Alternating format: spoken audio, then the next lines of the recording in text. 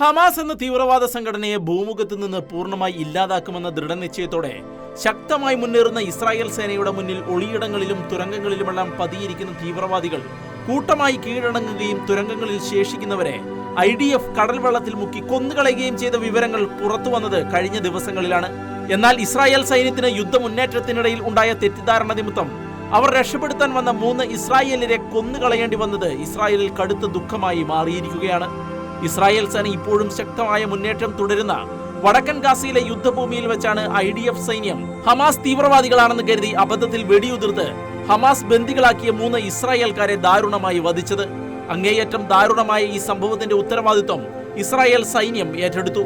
രാജ്യത്തിന് ഇത് താങ്ങാനാകാത്ത ദുഃഖമാണ് ഉണ്ടാക്കിയതെന്നും ഇസ്രായേലിന്റെ ഹൃദയം തകർന്നുവെന്നും ഇസ്രായേൽ ജനതയ്ക്കൊപ്പം താനും അഗാധമായ ദുഃഖത്തോടെ തലകുനിക്കുന്നുവെന്നും ഇസ്രായേൽ പ്രധാനമന്ത്രി പറഞ്ഞു.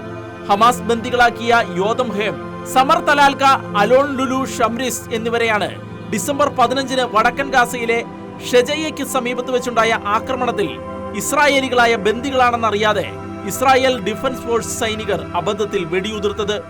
നവംബർ അവസാനത്തോടെ ഒരാഴ്ച നീണ്ടുനിന്ന വെടിനിർത്തൽ സമയത്ത് 105 സിവിലിയന്മാരെ ഹമാസിന്റെ തടവറയിൽ നിന്ന് മോചിപ്പിച്ചതിന് ശേഷം 132 ബന്ദികൾ ഗാസയിൽ അവശേഷിക്കുന്നുണ്ടെന്നായിരുന്നു റിപ്പോർട്ടുകൾ. അവരിൽ ഉൾപ്പെടുന്നവരായിരുന്നു അബദ്ധത്തിൽ കൊല്ലപ്പെട്ട ഈ 3 പേരും. ഹമാസിന്റെ കൈവശമുള്ള ബന്ദികളിൽ ഇതുവരെ 20 പേരുടെ മരണം IDF സ്ഥിരീകരിച്ചിട്ടുണ്ട്.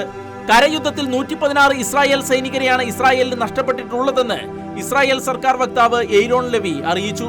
എന്നാൽ കഴിഞ്ഞ 3 ദിവസത്തിനുള്ളിൽ 36 ഇസ്രായേൽ സൈനികരെ കൊല്ലുകയും 72 വാഹനങ്ങൾ നശിപ്പിക്കുകയും ചെയ്തുവെന്ന് ഹമാസിന്റെ അൽ ഖസം ബ്രിഗേഡ് അവകാശപ്പെട്ടു.